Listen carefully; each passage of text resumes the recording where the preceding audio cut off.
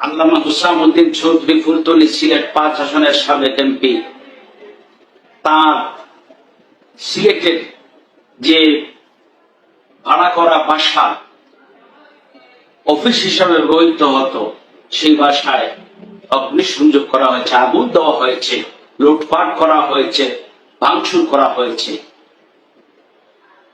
এর জন্যই তো এই আন্দোলন হয় নাই। অনেকে ফেসবুকের মাধ্যমে সাহেবজাদা, সাহেব বাড়ি এগুলিকে নিয়ে কটাক্ষ করেন, বিভিন্ন ধরনের হুমকি দেন। আপনারা অনেকে বলতে পারেন যে হুমকি দিচ্ছেন না, কোনোভাবে মেনে নেওয়া যায় না।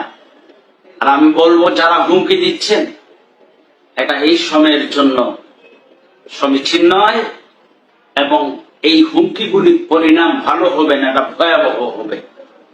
এই সিলেটের জমিনে আল্লামা ফুলতলী সাহেব কিবলা রহমতুল্লাহি আলাইহি এমন এক মহাপুরুষ, রাজপথের বীর সিপাহ সালার, ইসলামী আন্দোলনের অগ্রসৈনিক ছিলেন, যা লক্ষ লক্ষ কর্মী, মুহিব্বিন, মুরিদিনরা এই সিলেটের জমিনে এখনো বেঁচে আছে।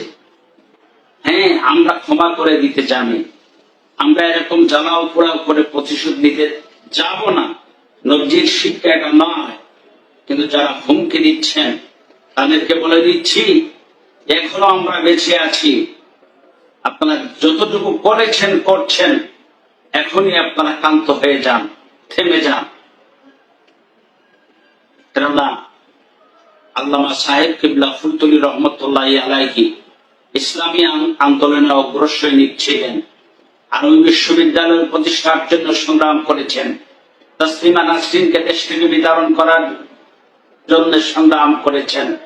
আল্লামা হুসামউদ্দিন চৌধুরী ফুলতলী স্বতন্ত্র ইবতেদায়ী মাদ্রাসার শিক্ষকদের বেতনের জন্য সংগ্রাম করেছেন। মাদ্রাসার শিক্ষাক্রমের মধ্যে সেই অগ্রহণযোগ্য বিষয়গুলি সরকার সম্পৃক্ত করেছিল, তার বিরুদ্ধে আন্দোলন করেছেন। তিনি সেই মঙ্গল শোভাযাত্রার বিরুদ্ধে আন্দোলন করেছেন। তিনি দুটি বইকে ব্যান করাতে সরকারকে বাধ্য করেছেন, যে বইগুলির মধ্যে সংস্কৃতির নামে অপসংস্কৃতি, শিক্ষার নামে অশিক্ষা ঢুকিয়ে দেওয়া হয়েছিল।